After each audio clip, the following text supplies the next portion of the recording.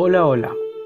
Luego de poco más de un año realizando videos para esta miniserie, Contradicciones, Errores y Mentiras de la Biblia, ya con este son 13 videos, donde incluyo la lectura del Génesis, Éxodo, Levítico, Números, Deuteronomio, Josué, Jueces, Ruth, primer libro de Samuel, segundo libro de Samuel y hoy el primer libro de Reyes.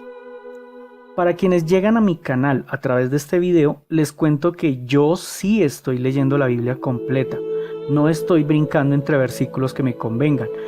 Claro que en mi condición de ateo, hasta este punto, todos, absolutamente todos los versículos me han convenido.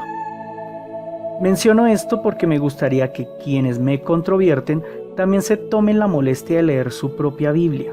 Me acosan con preguntas como por ejemplo, ¿dónde dice que en el cielo moriremos y naceremos eternamente? Creyente, si no lo sabes es porque no te has tomado la molestia de leer tu Biblia. Estás permitiendo que otros te cuenten qué es lo que dice allí y de seguro lo hacen para estafarte. Así que a todos los novatos en mi canal les dejo en la descripción del video un enlace al primer video del Génesis, al igual que al final de este video, para que los vean todos y se pongan al corriente. El Dios judío-cristiano-musulmán no existe. La religión es fraude y aquí lo estamos demostrando. Si eres como la mayoría de las personas a quienes les hostiga leer la Biblia por su gramática pesada y su poca consistencia narrativa, llegaste al lugar correcto. Estoy interpretando la Biblia capítulo por capítulo, leyéndola para que tú no tengas que desgastarte en ello. Bien. Comencemos. Primer libro de los Reyes. Como es costumbre, no termino de leer el primer párrafo del libro cuando me encuentro con joyas como esta.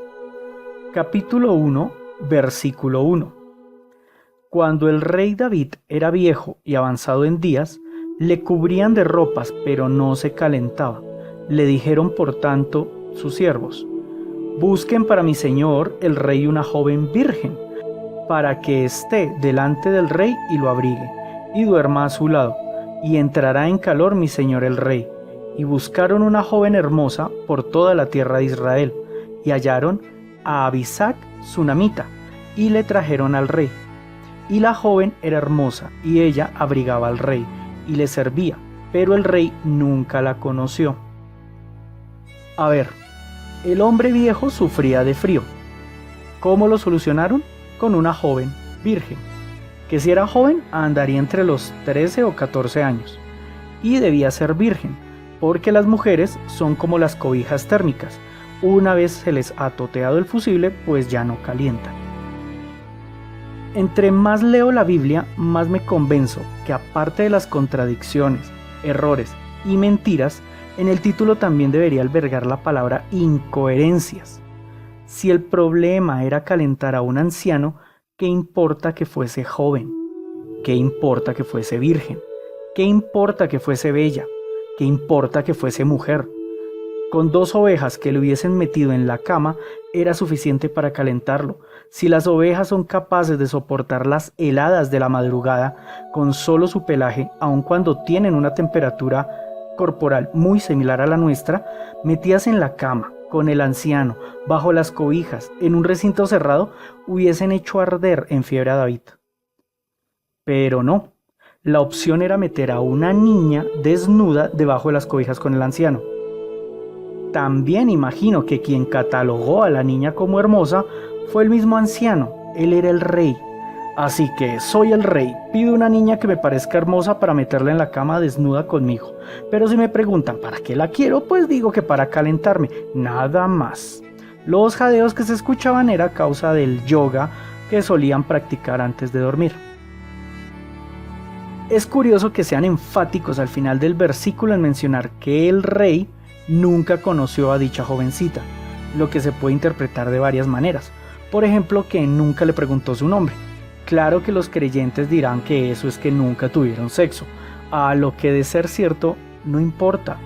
Juntos, desnudos en una cama, así no haya coito, hoy seguiría siendo abuso de menores. Y que vean la necesidad de especificar la ausencia de coito entre ellos me da muy mala espina. Los siguientes versículos hablan de los combates políticos entre todos los que querían reemplazar al rey. Este ya estaba viejo y eventualmente se tendría que morir. Se supone que Dios es el designador del gobernante de su querido pueblo, o por lo menos así es como nos lo han dicho los reyes desde siempre. Pero Dios tiene una forma muy cruda para posicionar a alguien en el trono. Deja que entre todos los aspirantes se maten, conspiren, se roben, se secuestren, se destierren, se mutilen, maten a sus familias, inicien guerras que obviamente ellos no pelean. Eso le toca al pueblo porque así lo quiere Dios. Y el que más resista, que suele ser el más cruel, termina gobernando. Lo dice la Biblia y lo dice la historia. Capítulo 1, versículo 13. Ve y entra al rey David, y dile: Rey, Señor mío, ¿no juraste a tu sierva diciendo: Salomón tu hijo reinará después de mí, y él se sentará en mi trono? ¿Por qué, pues, reina Adonías? Pueda que alguno de ustedes ya hayan notado que para los libros del Génesis, Éxodo y Levítico, Dios interviene en todos los versículos. En Deuteronomio, Jueces, se interviene un poco menos. En Samuel 1 y 2, Dios hace sus apariciones al menos una vez por párrafo, pues en Reyes leí todo el primer capítulo y Dios como que estaba de vacaciones porque no se dispuso a definir quién sería el nuevo rey sucesor de David, sino que David, muchísimos años antes, ya había definido quién sería. No sé quién o cómo David obtuvo la autoridad para decidir quién sería rey. Supongo que Dios olvidó dejar escrito en su libro sagrado cómo es que le heredó el poder a David para seleccionar su sucesor. Al igual que olvidó aclararnos por qué conforme avanzan los libros de la Biblia, su egolatrismo va disminuyendo. A Adán, Eva, Noé les decía exactamente qué hacer, paso a paso. A Abraham, Moisés, Jacob y Josué les dejaba algo de espacio para su libre albedrío. Ahora en la lectura de David, Dios prefiere no intervenir mucho que digamos, y ahora Dios brilla por su ausencia. ¿O alguien sabe de alguna persona que haya recibido instrucciones directamente de Dios hoy en día? Y que no terminara siendo un esquizofrénico con ganas de aniquilar personas.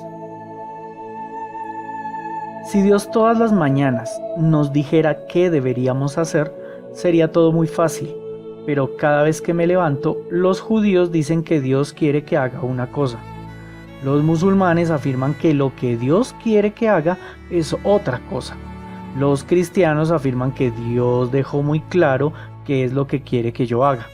Y lo que quiere que yo haga es una cosa muy diferente a lo que afirman las demás religiones. Añadámosle que dentro de cada religión hay decenas de subgrupos que afirman tener bien definido qué es lo que Dios quiere que haga. Si Dios fue, es y será perfecto, ¿por qué dejó la buena práctica de guiarnos directamente? En fin, ya me desvié, continuemos con la lectura. Capítulo 1, versículo 20.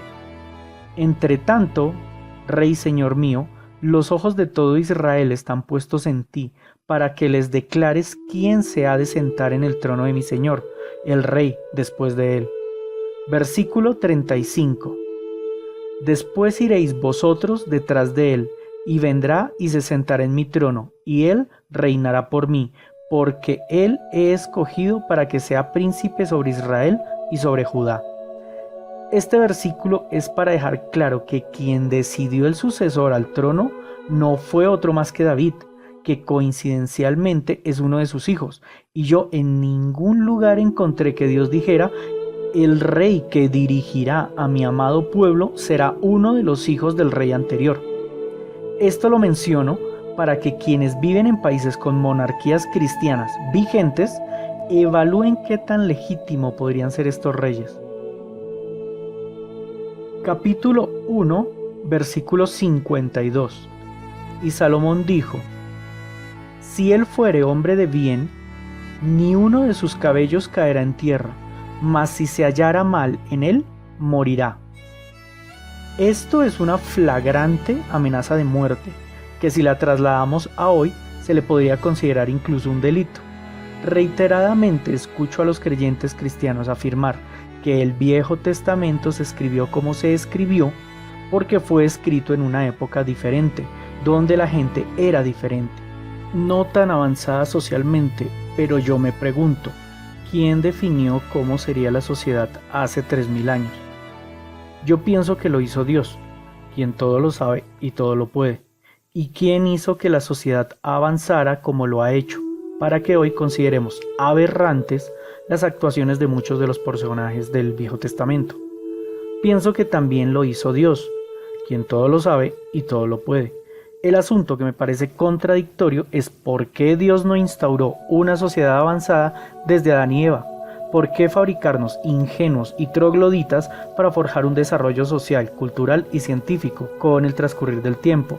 Es casi como si Dios hubiese querido que evolucionáramos como sociedad por nosotros mismos. Capítulo 2, versículo 3. Guarda los preceptos de Jehová tu Dios, andando en sus caminos y observando sus estatutos y mandamientos, sus decretos y sus testimonios, de la manera que está escrito en la ley de Moisés, para que prosperes en todo lo que hagas y en todo aquello que emprendas. A mí me parece muy claro, a esto no le encuentro interpretaciones ambiguas. Alguien, quien fue inspirado por el mismo Dios para escribir este texto, escribió en este texto que quienes sigan la ley de Moisés tendrán prosperidad. No hay adendas ni peros, así que analicemos qué tanta prosperidad han obtenido quienes siguen la ley de Moisés. Antes aclaro que la mayoría de las personas tienen por concepto que la ley de Moisés son los famosos 10 mandamientos, pero eso es un error. La ley de Moisés es Levítico, Deuteronomio y otro poco más. Así que normas como matar a las mujeres infieles hacen parte de esa ley. Bien, el primer grupo de personas que cumplió dicha ley fueron los judíos de antaño, pero hasta los judíos mismos aceptan que aún existen de milagro. Milagro que su Dios hizo para que no sucumbieran ante los genocidios que les propinaron las demás religiones durante el transcurso de milenios. Así que prósperos no los considero. Otro grupo de personas que siguieron orgullosamente la ley de Moisés al pie de la letra por siglos fueron comunidades musulmanas, como por ejemplo en Arabia Saudita, país donde aún hoy en día muchas de estas normas nefastas se siguen cumpliendo, y estos sí que han logrado la prosperidad, pero ¿acaso esa prosperidad es consecuencia de sus leyes trogloditas? Los musulmanes de la región practican la ley de Moisés desde hace más de un milenio, pero solo hasta hace menos de 7 décadas el 90% de los habitantes de Arabia Saudita eran pobres y analfabetas. Solo hasta que se descubrió petróleo fue que la prosperidad llegó a dicho desierto. Así que las opciones que veo son: 1. Dios tiene un concepto pero muy diferente al nuestro del término prosperidad. 2. A quien decidió qué libros conformarían la Biblia, se le coló este texto equivocado, lo que abre la puerta a que se le hubiesen colado muchos más textos equivocados. 3. Alguien, incluso el mismo Dios, nos quiere engañar. 4. Y mi favorita, Dios no existe y todo esto no son más que recopilaciones mitológicas, que ya no estoy seguro de llamarlas así. Hace decenas de capítulos que no leo de algún hecho milagroso, solo se limitan a contar historias, como las historias que cuentan en la serie La Rosa de Guadalupe. Suenan bonitas, pero no son reales. Capítulo 2, versículo 9. Pero ahora no lo absolverás, pues hombre sabio eres, y sabes cómo debes hacer con él, y harás descender sus canas con sangre al Seol. Este libro que leo actualmente es el 11º del Viejo Testamento. Hasta aquí los pecados que se cometen se pagan con dolor y sufrimiento, del tipo que te amputen alguna parte del cuerpo o que maten a un miembro de tu familia, incluso a toda, incluyendo a las vacas y ovejas que tengas. Y para el caso extremo, te matan a ti junto con todo lo que esté vivo a tu alrededor. Pero si eres del club de favoritos de Dios, se te da la oportunidad de ofrendar un holocausto a Jehová. Menciono esto porque espero que en próximos libros Dios deje dicho que ya no quiere holocaustos ni sacrificios de sangre, que lo que ahora en adelante Él quiere es que te acerques a un cura y le relates tus pecados, como si Dios no lo supiera ya todo, y que este cura, mediante una tablita de conversión matemática, te defina según tu pecado cuántos Padre Nuestros, Ave Marías y Rosarios debes rezar. Para quienes leen los libros de George R.R. Martin o vean la serie Juego de Tronos, el capítulo 2 del primer libro de Reyes, en resumen, es cómo Salomón fue coronado rey, pero teniendo 3 hermanos que mostraron las ganas de trono, hizo lo que todo rey en la historia humana ha hecho con la competencia: conspiró tramas para terminar matándolos, a sus propios hermanos. Y yo me sigo preguntando, ¿dónde fue que Dios dijo que el rey sucesor debía ser el hijo del anterior? Y claro, el rey puesto podía asesinar a sus hermanos competidores, aunque más allá de que el relato sea digno de una serie de caballeros medievales, ¿qué utilidad espiritual tiene? ¿O qué valor moral nos enseña? ¿Acaso Dios quiere que tengamos en cuenta que si matamos a nuestros hermanos nos quedaremos con toda la herencia? Lo digo porque Salomón llegó a ser Salomón de la Biblia porque Dios lo premió, no porque lo haya castigado por sus actos. Capítulo 3, versículo 1. Salomón hizo parentesco con Faraón, rey de Egipto, pues tomó la hija de Faraón y la trajo a la ciudad de David. A mí me sigue pareciendo muy sospechoso, y sé que a varios televidentes de mi canal también les parece muy raro, que en la Biblia no se especifique el nombre de ningún faraón, cuando la palabra faraón significa rey de Egipto. ¿Por qué Dios no le quiso inspirar el nombre del faraón al escriba de este texto? Él, sabiendo que con el tiempo desarrollaríamos una línea histórica hasta el Egipto antiguo, nos podría haber dejado pistas para encajar la historia de la Biblia con los registros históricos de otras culturas. Pero no tenemos forma de saber si era la hija de Ramsés, de Keops, de Tutankamón o incluso de la misma Cleopatra. De saberlo podríamos ubicar más o menos el año del relato. ¿Será que Dios quiere que tengamos esa confusión o será que estas historias no son más que cantares de gesta? Capítulo 3, versículo 5. Y se le apareció Jehová a Salomón en Gabaón una noche en sueños, y le dijo Dios: pide lo que quieras, que yo te lo daré. Salomón le pidió sabiduría. Del tema de los sueños ya he hablado un montón. A mí en sueños me ha hablado Batman, pero de ahí a asumir que Batman por consiguiente existe, hay un trecho enorme. ¿Qué garantía hay de que fue Dios? Porque no podemos asumir que fue el demonio para generar confusión entre todos, o simplemente la cena del rey le cayó un poco pesada. Aquí llega una fábula muy conocida por todos. Como Salomón le pidió sabiduría a Dios, pues debía quedar registro de que Dios le cumplió. La leo y luego nos divertimos analizándola. Capítulo 3, versículo 16. En aquel tiempo vinieron al rey 2 mujeres rameras, y se presentaron delante de él, y dijo una de ellas: «Ah, señor mío, yo y esta mujer morábamos en una misma casa, y yo di a luz estando con ella en la casa. Aconteció al tercer día, después de dar yo a luz, que ésta dio a luz también, y morábamos nosotras juntas. Ninguno de fuera estaba en casa, sino nosotras 2 en la casa.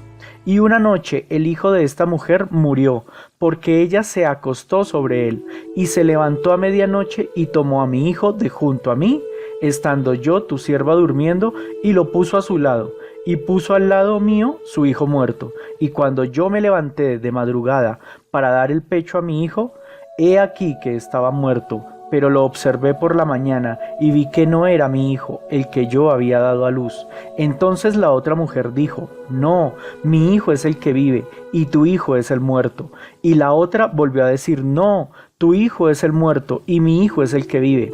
Así hablaban delante del rey. El rey entonces dijo: Esta dice, mi hijo es el que vive, y tu hijo es el muerto. Y la otra dice, no, mas el tuyo es el muerto, y mi hijo es el que vive. Y dijo el rey, traedme una espada. Y trajeron al rey una espada. Enseguida el rey dijo, partid por la mitad al niño vivo, y dad la mitad a la una, y la otra mitad a la otra. Entonces la mujer de quien era el hijo vivo, habló al rey, porque sus entrañas se conmovieron por su hijo, y dijo, ah, señor mío, dad a esta el niño vivo, y no lo matéis. Mas la otra dijo, ni a mí ni a ti, partidlo. Entonces el rey respondió y dijo, dad a aquella el hijo vivo, y no lo matéis, ella es su madre. Y todo Israel oyó aquel juicio que había dado el rey, y temieron al rey, porque vieron que había en él sabiduría de Dios para juzgar. Es claro que menciona que las mujeres eran rameras de forma despectiva, pero ya hablaré de ello. Lo primero que noto sospechoso es que una mujer afirma ser testigo de que una segunda mujer mató a su propio bebé y luego los cambió. Mi duda es cómo una mujer puede ser testigo estando dormida. O estaba despierta y testificó cómo la otra mujer se abalanzó sobre el bebé y no hizo nada por evitarlo. En la narración aparecen las conversaciones literales de las mujeres y el rey.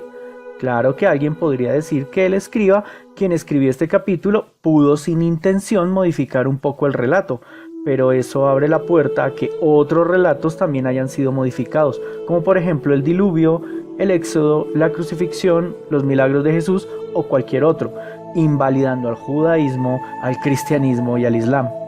Así que asumiremos que las cosas sucedieron tal cual nos las relatan. Llegaron estas dos mujeres con un bebé vivo y uno muerto, y le preguntaron al rey sabiondo, ¿quién se debe quedar con el bebé vivo? La tremenda sabiduría que Dios le otorgó al rey le permitió a este concluir que la mujer que no permitiese que mataran al bebé, esa debe ser la mamá. Pero me surge una cuestión. Si la mamá del bebé que murió cambió el suyo por uno vivo, probablemente sea porque quería tener un bebé vivo. Así que, ¿de qué le serviría aceptar la condición del rey de darle medio bebé muerto? Si esta mujer se conformaba con medio bebé muerto, mejor se hubiese conformado con uno muerto pero completo, desde el principio, sin armar todo este show. Me gustaría que algún creyente me aclarara bajo qué circunstancias una de esas dos mujeres hubiese aceptado medio bebé muerto, salvo que la mujer tenga un severo problema mental. De lo contrario, no le encuentro coherencia. Toma a dos niñas de unos 8 años, que juntas quieran un cachorrito y diles, para solucionar este dilema, para cada una medio cachorrito, mientras empuñas un cuchillo, y analiza la respuesta de las niñas. ¿Qué tan poderosa es la sabiduría de Dios que no sabe que se puede identificar a un hijo a través de caracteres hereditarios? Analizando los lunares de los dos bebés, las comisuras en manos, pies, codos, rodillas, los tonos y estructura del iris, forma de las uñas, orejas, dedos. Solo hay que preguntarle a las dos mujeres en qué se basan para reconocer a su bebé. Probablemente en la explicación se puede especificar quién dice la verdad.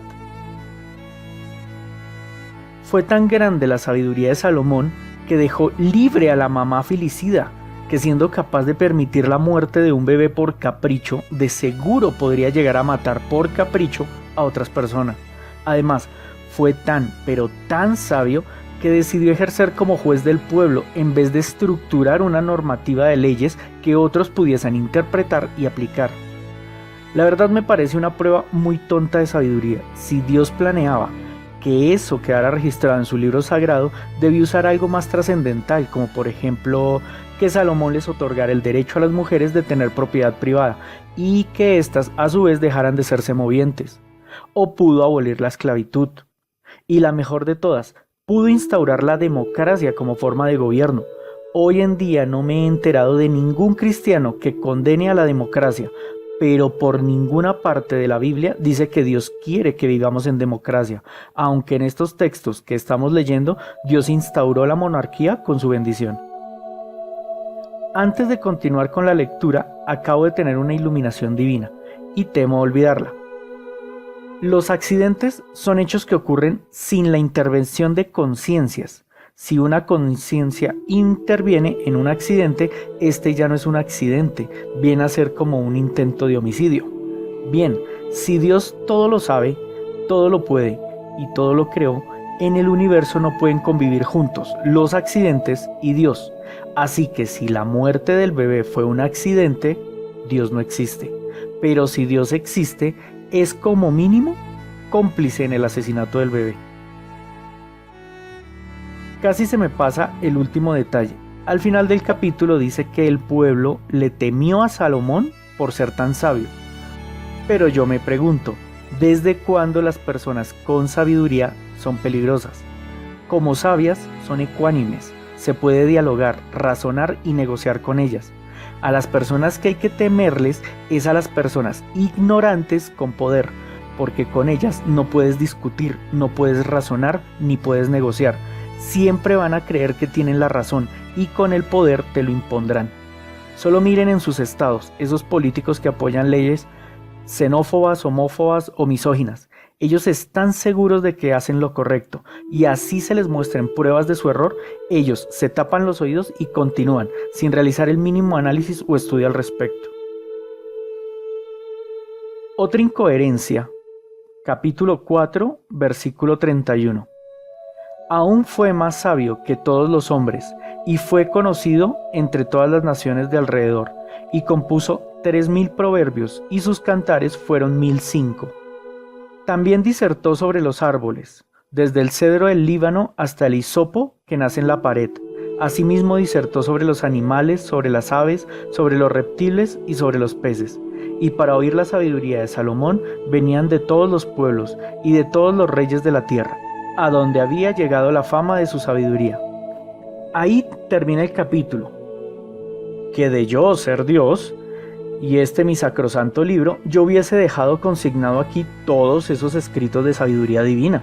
Pero no, Dios prefirió iniciar el capítulo así. Versículo 1. Reinó pues el rey Salomón sobre todo Israel, y estos fueron los jefes que tuvo: Azarías, Sadoc, Elioeref, Ahías, Sisa, Josafat, Ahilud, Benaía, Joiada, Abiatar, Natán, Sabud, Aizar, Adoninaram, Abda, Ur, Efraín, Decar, Macás, Saalbim, Bet-Semes, Elón, Bet-Anaam, Geset, Arubot, Soco, Hefer, Abinadab, Dor, Tafat, Baana, Ailud, Taanac, Megiddo, y nombres y más nombres, y ese larguero de nombres como qué valor ético, moral o espiritual aporta. Luego mencionan las pertenencias de Salomón, otro larguero al cual no le encontré sentido que aparezca en este magno libro. 3000 proverbios y 1000 cantares, y no dejaron ni uno por aquí. Capítulo 5, versículo 3. Tú sabes que mi padre David no pudo edificar casa al nombre de Jehová su Dios, por las guerras que lo rodearon, hasta que Jehová puso sus enemigos bajo las plantas de sus pies. Como por qué Dios se tomó casi una vida para destruir a los enemigos de David, quien fue su favorito desde que mató a Goliat. Si así de eficiente es Dios retribuyendo a sus mayores feligreses, ¿qué le hace pensar a los creyentes del común que les alcanzará la vida para que Dios les conceda el milagro que tanto quieren? El capítulo 5 continúa narrando cómo Salomón edificó la casa de Dios, casa que él mismo Dios le pidió a David en sueños, que como la petición de Dios pasó de David a Salomón, pues no se sabe. ¿Han visto un plano arquitectónico de alguna edificación? Bien.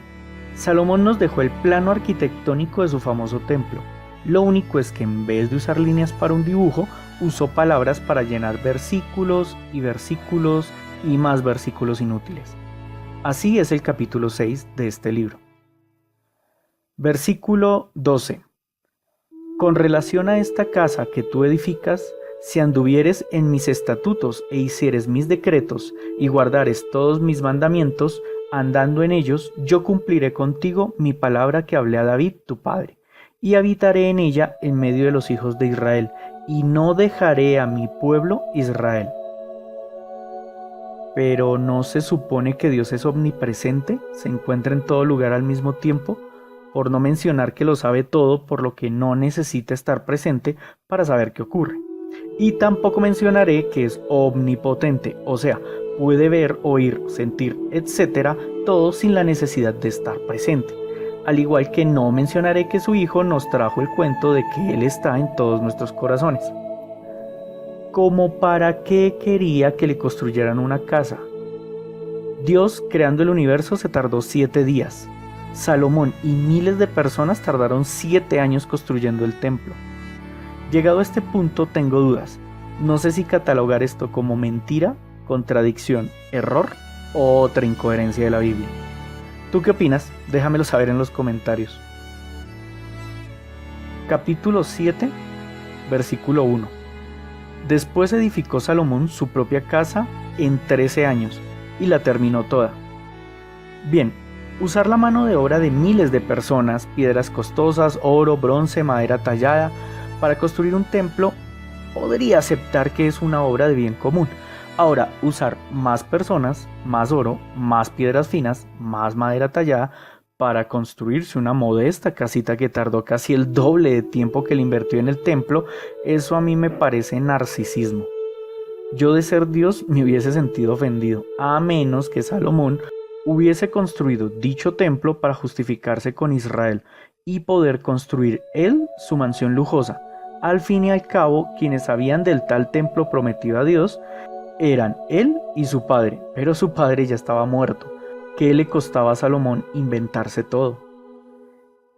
Eso sí sería demostración de sabiduría, una sabiduría oportunista, pero al fin y al cabo, sabiduría. El resto del capítulo 7, Salomón nos chicanea cómo decoró el templo y su casa.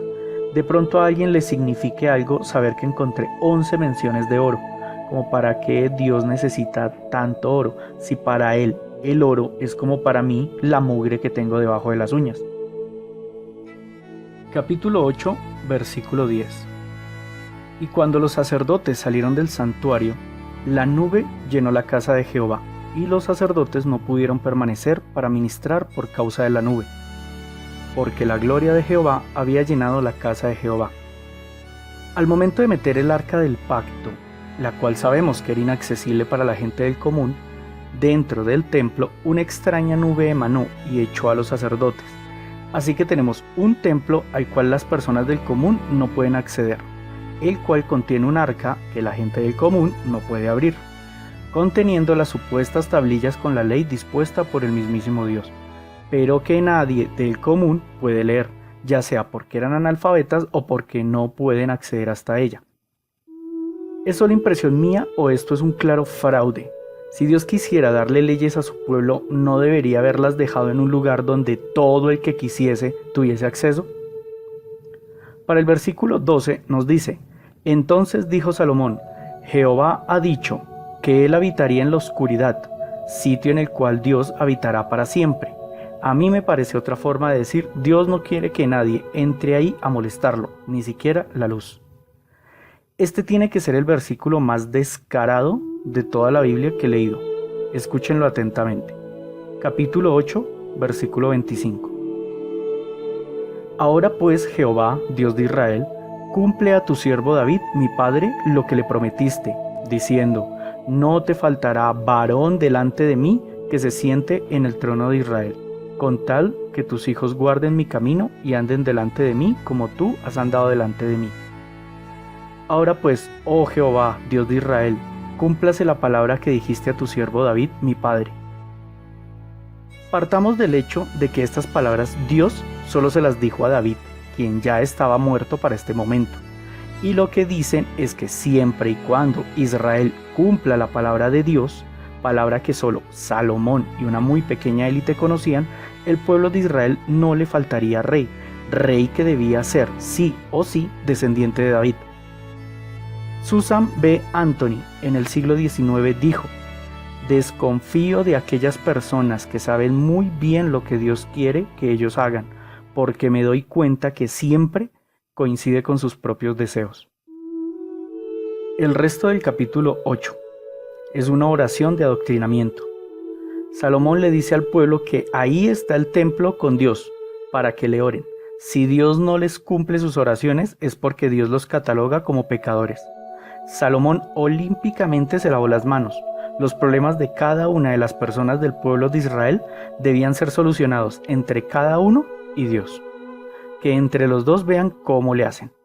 Creo que aquí es donde nace el concepto del Dios personal del judaísmo, el cristianismo y el islam. Si fuesen más descarados estos textos, serían la parodia de la religión. Me es muy obvio ahora que toda esta parafernalia se creó con la finalidad de que el rey de turno siguiera haciéndolo, o en su defecto, un hijo suyo. Si no, aquí les va otro. Capítulo 9, versículo 5. Yo afirmaré el trono de tu reino sobre Israel para siempre, como hablé con David, tu padre, diciendo, no faltará varón de tu descendencia en el trono de Israel. ¿Acaso Dios se lo dijo en presencia de todo el pueblo? Pues no, se lo dijo únicamente a Salomón. Qué conveniente para él. Pregunta para todos. Si Dios prometió proteger el templo mientras su querido pueblo cumpliera con sus mandamientos, ¿podemos asumir que el hecho de que el templo siga destruido es prueba de que ninguna religión de las que afirma seguir el mandato divino en realidad lo está haciendo a cabalidad? Por lo que podríamos concluir que ninguna religión actual es la real. Capítulo 9, versículo 21. A sus hijos que heredaron en la tierra después de ellos, que los hijos de Israel no pudieron acabar, hizo Salomón que sirviesen con tributo hasta hoy. La palabra clave en el versículo es hoy, pero ¿a qué hoy se puede referir? Ya he escuchado a los creyentes que afirman que la Biblia menciona el día de hoy para hacer referencia a la actualidad, pero hace milenios que un descendiente de David no es rey. Así que hoy en día nadie le está entregando tributo a su descendencia gobernante. Ahora asumamos que se refieren a un hoy de hace 1000 años o hace 2000 años. Eso convertiría a estos textos en obsoletos y nos obligaría a preguntar si todos los textos anteriores también lo son. Otra opción es que haga referencia al hoy en el que se escribió, momento en el que se redactó este texto. Pero si lo estaba haciendo una semana después de que Salomón hiciera lo narrado, no tendría mucho sentido que escribiera y Salomón los obligó a pagar tributo, por lo menos por esta semana. Lo que creo que me permite concluir que del momento de los hechos al momento de redactarlos habían transcurrido por lo menos varios años. Pero ¿por qué el escriba redactaría estos escritos años después de los sucesos? Solo se me ocurre que alguien lo haya persuadido para hacerlo, lo que implica que el escriba no necesariamente fue testigo de dichos hechos y queda expuesto a narrar exactamente lo que quiera su persuasor, dejando una enorme puerta para que entren mentiras, errores e incoherencias en el relato. ¿Cómo podría ser parte de la Biblia un libro con errores? La única opción que encuentro es que Dios no sea Dios. Capítulo 10, versículo 3. Y Salomón le contestó todas sus preguntas, y nada hubo que el rey no le contestase. Y cuando la reina de Saba vio toda la sabiduría de Salomón y la casa que había edificado, asimismo la comida de su mesa, las habitaciones de sus oficiales, el estado y los vestidos de los que lo servían, sus maestresalas, y sus holocaustos que ofrecía en la casa de Jehová, se quedó asombrada. Otra oportunidad de que se nos demostrara la sapiencia de Salomón, dejándonos redactadas tanto las preguntas como las respuestas que le ofreció a la reina Saba. Y así poder cualificar su sabiduría, pero convenientemente no nos dejaron ni una. Y como este texto es posterior al anterior, podemos asumir que no se escribió en tiempo real, así que todo podría ser una exageración voluntaria o involuntaria. Bien, dejaré la lectura hasta aquí. Si tienes algo que decirme, déjalo en los comentarios, los leo absolutamente todos. Una sugerencia, si piensas que estoy equivocado, me gustaría que me argumentaras el por qué. Lo digo porque muchos creyentes me escriben que no están de acuerdo o que piensan que soy un tarado, pero no me especifican por qué, así que me quedo con las ganas de saber. Si gustó el video, regálenme una manita para arriba. Si no les gustó y no planean volver a perder el tiempo en mi canal, pues creo que deberían antes de irse y para no regresar, marcar la manito abajo. Compartan el video, especialmente si eres creyente. Este video está como prueba de que estoy demostrando la religión es fraude y que Dios no existe, y además a ustedes los están estafando. También pido compartir para que lleguen a mi canal pesos pesados en teología, porque los que hasta ahora defienden a Dios han estado muy flojos de argumentos. Si no me crees, mira los videos de respuestas a comentarios. Dejo mis redes sociales, Facebook, Twitter y Google Plus para que se suscriban a través de los enlaces de la descripción. Allí nos podemos contactar personalmente. No les pido que se suscriban porque asumo que quien quiere ya lo hizo, y si no lo ha hecho debe ser porque no quiere. Igual sé que te picará la curiosidad un día de estos y regresarás. Ahora sí, en serio, me acabo de enterar que el fin del mundo programado para el 23 de agosto se pospuso por falta de presupuesto para el 7 de octubre.